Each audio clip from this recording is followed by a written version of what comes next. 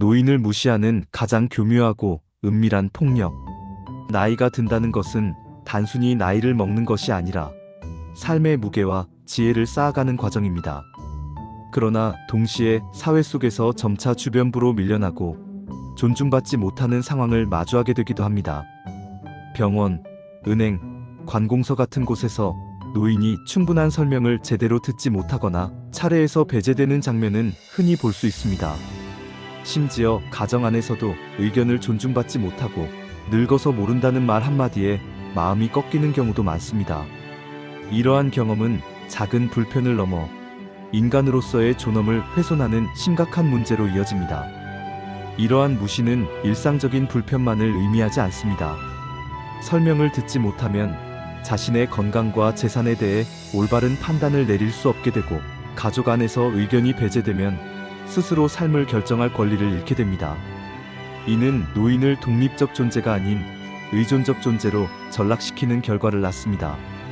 결국 사회와 가정에서 반복되는 무시는 노인의 자존감을 서서히 무너뜨리며 나는 필요 없는 사람인가라는 상실감을 심어줍니다. 더 나아가 사회적 참여 의지를 잃게 하고 고립과 우울을 초래하는 원인이 되기도 합니다. 따라서 우리는 노인을 향한 작은 말과 태도 하나가 그들의 삶의 질 전체에 영향을 미칠 수 있다는 사실을 깊이 인식해야 합니다. 우리는 나이가 들면서 삶의 무게와 경험을 더 깊이 쌓아가지만 동시에 사회로부터 미묘하고도 분명한 무시를 경험하게 됩니다.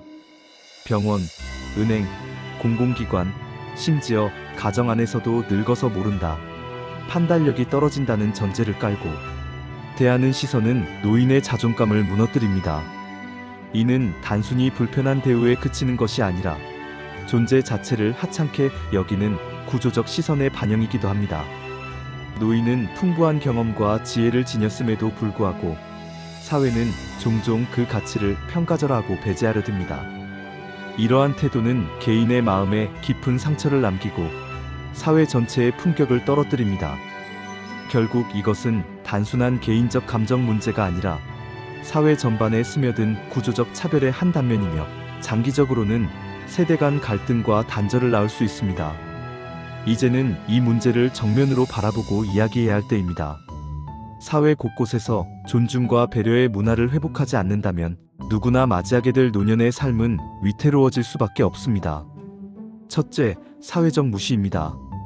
병원에서 의사나 간호사가 중요한 설명을 가족에게만 하고 당사자인 노인에게는 설명을 생략하는 경우는 여전히 흔하게 나타납니다. 이는 노인의 건강 문제를 본인 스스로 이해하고 결정할 권리를 가로막는 심각한 문제입니다. 때로는 복잡한 치료 방법이나 약물, 부작용을 충분히 설명하지 않고 단순히 괜찮습니다라고 넘어가는 경우도 많습니다. 이런 태도는 노인을 환자가 아닌 수동적인 존재로 치부하는 것이며 자기 몸에 대해 알 권리를 무시하는 처사입니다.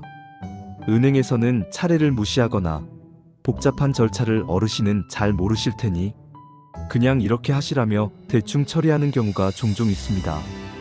때로는 노인이 스스로 처리하려 해도 서류를 자세히 설명해주지 않고 옆에 동행한 가족에게만 설명을 넘겨버리기도 합니다. 이런 응대는 겉보기에 편의를 제공하는 것 같지만 실제로는 노인의 판단 능력을 무시하는 행위입니다. 또한 전자금융 서비스 확대 과정에서 노인이 충분히 안내받지 못해 금융 소외를 경험하는 경우도 흔히 나타납니다. 이는 단순히 서비스의 문제를 넘어 경제적 주체로서의 권리를 축소시키는 결과를 초래합니다. 더 나아가 관공서나 서비스 창구에서도 비슷한 장면이 반복됩니다. 예를 들어 서류 작성이 어렵다는 이유로 노인의 의견을 묻지 않고 가족에게만 설명하거나 줄을 서 있어도 무심코 뒤로 미루는 일이 벌어지곤 합니다. 때로는 온라인 행정 시스템 사용에 익숙하지 않다는 이유만으로 서비스 접근 자체를 사실상 제한받기도 합니다. 심지어 대중교통이나 상점에서도 노인을 무시하는 시선과 퉁명스러운 응대는 일상이 되어버렸습니다.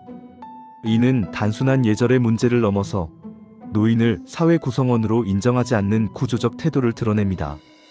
이와 같은 경험은 노인 스스로가 여전히 사회적 결정권과 선택권을 갖고 있음에도 불구하고 제도와 현장에서 그 권리를 존중하지 않는 분위기가 만연함을 보여줍니다. 이런 경험은 단순한 불편을 넘어 나는 더 이상 쓸모없는 존재인가라는 깊은 상처를 남깁니다. 시간이 지날수록 이런 상처는 자존감의 붕괴로 이어지고 사회에 참여하려는 의지를 약화시키며 결국 노인을 점점 더 고립시킵니다. 이는 개인의 삶의 질을 떨어뜨릴 뿐만 아니라 사회 전체적으로도 지혜와 경험이 공유되지 못하는 큰 손실을 초래합니다. 사회가 노인의 경험을 배제할수록 세대 간의 지혜 계승과 상호 이해는 약화되며 이는 공동체의 발전을 가로막는 결과를 낳습니다. 따라서 사회적 무시는 작은 태도의 문제가 아니라 구조적 차별이자 세대 간 단절을 심화시키는 근본적 요인으로 봐야 합니다.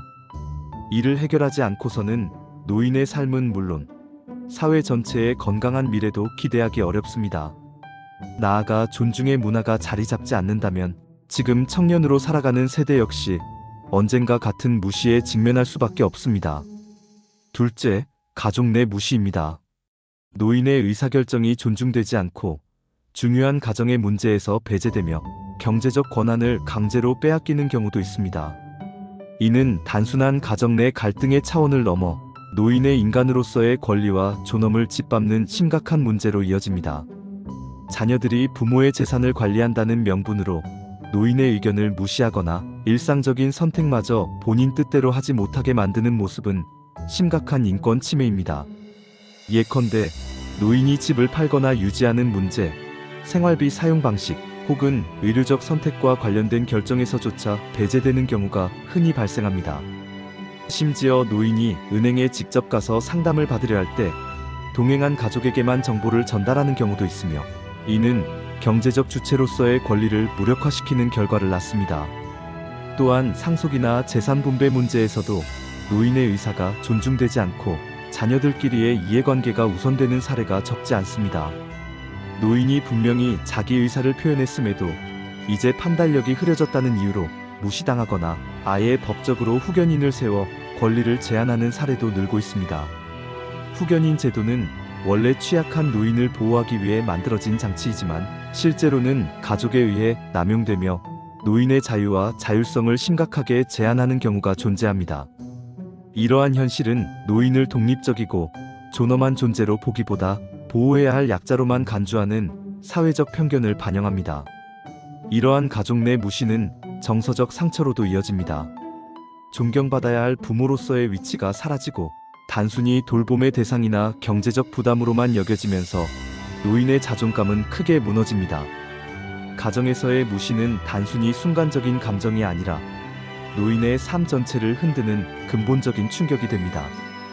가족들이 의도하지 않았더라도 반복되는 무시는 노인에게 내가 더 이상 이 집안의 일원으로 존중받지 못한다는 깊은 상실감을 안겨줍니다. 이는 결국 우울, 사회적 고립, 심리적 위축으로 이어지며 신체적 건강에도 부정적 영향을 미칩니다. 더 나아가 기억력 저하나 수면장애, 만성질환 악화 같은 신체적 증상으로 나타나기도 합니다. 심리적 고통과 신체적 쇠약은 서로 맞물려 노인의 삶의 질을 전반적으로 크게 떨어뜨리며 장기적으로는 생존 의지마저 약화시키는 결과를 낳습니다. 또한 가족 내 무시는 세대 간 신뢰를 붕괴시키고 더 나아가 사회 전체의 존중 문화를 약화시킵니다. 가정은 사회의 가장 작은 단위이자 기본 공동체입니다. 가정에서조차 존중받지 못한다면 사회 전체에서 존중을 기대하기는 더욱 어려워집니다. 더구나 가정은 세대 간 가치와 태도가 전승되는 곳이므로 가족 내에서 노인을 존중하지 않는 문화가 자리 잡으면 자연스럽게 자녀 세대도 존중을 배우지 못하게 됩니다. 그 결과 존중의 부재는 대물림되어 사회 전체로 확산됩니다. 따라서 가족 내에서부터 노인의 의사결정권을 존중하고 재산이나 생활 문제에 있어서 동등한 대화와 합의를 이루는 태도가 필요합니다. 일상 속에서 식사 메뉴를 정하는 일, 외출이나 모임을 함께 계획하는 일처럼 작은 문제라도 노인의 의견을 존중하는 과정이 쌓일 때 노인은 스스로 존엄을 유지하며 가족과 사회 속에서 주체적으로 살아갈 수 있습니다. 나아가 이러한 존중의 경험은 자녀 세대에게도 긍정적 학습 효과를 주어 미래의 사회 전체가 더 따뜻하고 공정한 문화를 가꾸는 기반이 됩니다. 결국 가정에서의 작은 존중이 사회 전체의 존중 문화로 이어지는 것입니다. 셋째, 문화적 무시입니다. 미디어와 대중 담론 속에서 노인은 종종 쓸모없는 존재, 부담으로 묘사됩니다. 드라마나 광고 속에서 활력있고 존중받는 노인의 모습은 찾아보기 힘들고 대신 무능하거나 고집스러운 인물로 단순화되는 경우가 많습니다. 예능 프로그램에서도 어르신은 종종 웃음거리나 희화화의 대상으로 그려지고 영화 속에서는 치매 환자, 고집불통, 혹은 잉여 존재로 등장하는 경우가 많습니다. 이러한 표현은 대중의 잠재적 인식을 강화하며 노인을 능동적 존재로 보기보다 사회 발전에 기여할 수 없는 존재로 각인시킵니다. 특히 미디어는 강력한 사회적 학습 도구이기 때문에 이러한 이미지의 반복은 세대 간의 인식을 고착화합니다. 젊은 세대는 자연스럽게 노인을 부정적인 틀로만 이해하게 되고 이는 일상 속에서 노인을 대하는 태도로 이어집니다. 실제로 광고와 예능 프로그램 속에서 노인의 언행을 단순히 구식이나 웃음거리로 소비하는 모습은 사회 전체의 노인에 대한 왜곡된 프레임을 확산시킵니다. 이러한 문화적 왜곡은 노인을 사회적 대화의 주체에서 배제시키며 나아가 그들의 경험과 지혜를 활용하지 못하는 사회적 손실을 낳습니다. 또한 일부 언론 보도는 노인을 범죄의 피해자나 사회적 약자로만 다루는 경우가 많습니다. 이는 노인의 이미지를 불완전하고 무력한 존재로 고정시키며 노인의 다양한 가능성과 긍정적 기여를 가릴 뿐만 아니라 사회 구성원으로서의 존엄을 축소시킵니다.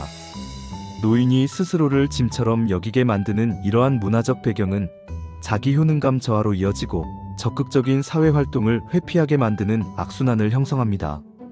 문화적 무시는 단순한 이미지의 문제를 넘어 세대 간 소통 단절과 사회적 연대의 약화를 가져옵니다. 존중받지 못한 세대는 후대에 존중을 전하지 못하며 이는 사회 전체의 품격 저하로 이어집니다. 따라서 미디어와 대중문화 전반에서 노인의 긍정적이고 다차원적인 모습을 적극적으로 재현하고 경험과 지혜를 공유할 수 있는 문화적 토양을 만드는 것이 절실히 필요합니다. 또한 광고와 상업 콘텐츠에서 노인은 주로 건강보조제, 보험, 장례 서비스 같은 특정 소비 영역에만 한정되어 등장합니다.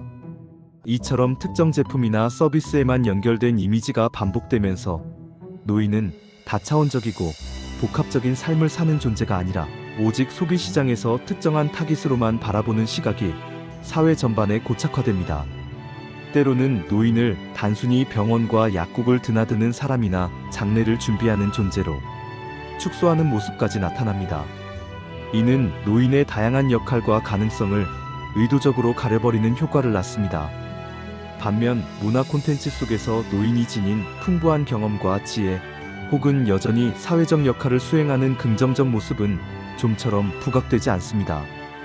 노인이 지역사회에서 멘토 역할을 하거나 손주 세대에게 중요한 가치를 전수하는 장면, 은퇴 이후에도 사회적 기여를 이어가는 모습은 드물게 재현됩니다. 심지어 예능이나 드라마에서 노인이 긍정적으로 등장하는 경우도 대체로 귀엽다거나 엉뚱하다는 식으로 희화화되어 본질적인 존엄과 지혜는 빛을 보지 못합니다. 이러한 문화적 불균형은 젊은 세대가 노인을 삶의 동반자나 지혜의 보고로 인식하기보다 단순히 뒤로 물러나야 하는 집단으로 바라보게 만듭니다. 나아가 광고와 미디어가 끊임없이 반복적으로 보여주는 이미지는 사회 전체의 무의식 속에 노인은 소비의 대상일 뿐 사회적 주체는 아니다라는 편견을 심어주게 됩니다. 이런 편견은 결국 실제 생활 속에서도 노인을 존중하지 않는 태도로 이어지며 세대 간 단절을 심화시키는 원인이 됩니다. 이러한 문화적 이미지가 반복되면 사회 전반의 노인은 뒤로 물러나야 한다는 인식이 강화됩니다. 이는 노인의 목소리가 사라지고 세대 간 단절을 더욱 심화시킵니다. 결국 노인은 미디어 속에서 소외되고 현실 사회에서도 자기 목소리를 내기 어려운 환경에 놓이게 됩니다. 방송 토론 프로그램에서 노인의 목소리가 배제되거나 사회 현안을 다루는 자리에서 시대에 뒤처진 의견으로 치부되는 사례는 이러한 현실을 잘 보여줍니다. 더 나아가 대중문화가 그려내는 왜곡된 이미지가 교육과정이나 교과서, 사회 담론에도 은연중 반영되면서 젊은 세대가 어릴 때부터 노인을 한 발 뒤에 서야 하는 존재로 인식하게 됩니다. 이렇게 각인된 인식은 장년층과 청년층이 노년층을 바라보는 태도에 뿌리 깊게 스며들어 세대 간 상호 존중과 이해를 가로막는 장벽으로 작용합니다. 나아가 이러한 고정관념은 노인 스스로도 자신을 뒤로 물러나야 하는 존재로 여기게 만들어 자기 가능성을 제한하는 심리적 속박으로 작용하기도 합니다. 시간이 지나면서 나는 나설 자리가 없다라는 자기 검열이 강화되고 새로운 도전을 시도하기보다는 움츠러드는 선택을 하게 됩니다. 이로 인해 노인의 사회적 참여 기회가 줄어들고 스스로를 주변인으로 한정하게 되면서 자존감은 크게 훼손됩니다. 심지어 일부 노인은 자신이 여전히 사회에 기여할 능력과 경험이 있음에도 주변의 시선과 문화적 압력 때문에 목소리를 내는 것을 주저하게 됩니다. 결국 이러한 악순환은 노인을 개인적 사회적 차원 모두에서 고립시키며 사회 전체의 다양성과 역동성을 잃게 만드는 요인이 됩니다. 그렇다면 대안은 무엇일까요? 첫째, 존중 문화를 회복해야 합니다. 노인은 단순히 나이를 먹은 사람이 아니라 사회와 가정의 역사를 지켜온 주인공입니다. 작은 대화 속에서도 의견을 존중하고 끝까지 경청하는 태도가 필요합니다. 이를 위해 가정에서는 사소한 일상 대화부터 경청과 존중의 태도를 습관화해야 하며 사회적으로는 노인의 경험과 지혜를 공유할 수 있는 장을 마련해야 합니다. 예컨대 지역 도서관이나 복지관에서 노인의 삶의 경험을 나누는 프로그램을 운영하거나 학교에서 학생들이 노인과 직접 대화할 기회를 갖게 하는 것도 한 방법입니다. 이는 세대 간 소통을 회복하는 작은 출발점이 될 수 있습니다. 둘째, 제도적 장치가 마련되어야 합니다. 노인 차별 방지 법안 제정과 같은 법적 기반은 물론이고 금융의료 서비스에서 노인을 보호할 수 있는 구체적인 가이드라인이 필요합니다. 예를 들어 은행 창구에서는 노인 고객을 위한 전담, 직원 배치나 이해하기 쉬운 안내문 제공, 병원에서는 환자인 노인에게 반드시 치료와 약물에 대한 설명을 직접 전달하도록 의무화하는 제도가 필요합니다. 더 나아가 공공 캠페인을 통해 노인 차별에 대한 사회적 인식을 전환하고 대중매체에서 긍정적이고 다양한 노인상을 보여주는 노력도 병행되어야 합니다. 이러한 제도적 안전망은 단순히 불편을 줄이는 차원이 아니라 노인의 권리와 존엄을 제도적으로 지켜내는 기반이 됩니다. 셋째, 노인 스스로도 권리를 지켜야 합니다. 불합리한 대우를 받았을 때는 목소리를 내고 지역 사회 활동과 모임을 통해 사회적 존재감을 유지하는 것이 중요합니다. 예컨대 노인단체나 동호회에 적극 참여하거나 온라인 커뮤니티와 같은 새로운 소통 방식에 도전하는 것도 방법입니다. 이를 통해 세상과의 연결을 유지하고 동시에 나는 여전히 사회의 주체다라는 자존감을 다질 수 있습니다. 또한 법적 제도나 상담기관을 활용하여 권리 침해에 대응하는 법적 지식도 습득해야 합니다. 노인이 스스로 목소리를 내고 권리를 지킬 때 사회 역시 그 목소리에 응답할 수밖에 없으며 존중의 문화는 더욱 공고해질 것입니다. 결국 노인을 무시하는 사회는 곧 자기 미래를 무시하는 사회입니다. 지금의 청년과 중년 역시 언젠가 노인이 되기 때문입니다. 오늘 우리가 노인을 대하는 태도는 단순히 현재의 어른을 대우하는 차원을 넘어 미래의 우리 자신이 어떤 대우를 받을 것인지를 결정하는 행위이기도 합니다. 존중받는 노년을 만드는 일은 개인의 존엄뿐 아니라 세대 간 신뢰와 사회적 연대를 지탱하는 중요한 기반이 됩니다. 노인의 삶이 존엄하게 빛날 때 사회 전체의 품격도 함께 높아질 뿐 아니라 세대 간 갈등을 줄이고 지혜와 경험이 계승되는 건강한 공동체가 형성됩니다. 나아가 이는 청년층과 중년층에게도 심리적 안전망을 제공하며 누구나 나이 들어도 존중받을 수 있다는 확신을 심어줍니다. 따라서 노인을 존중하는 사회는 곧 모든 세대가 안심하고 미래를 준비할 수 있는 사회이며 이는 결국 공동체 전체의 지속 가능한 발전으로 이어집니다. 감사합니다.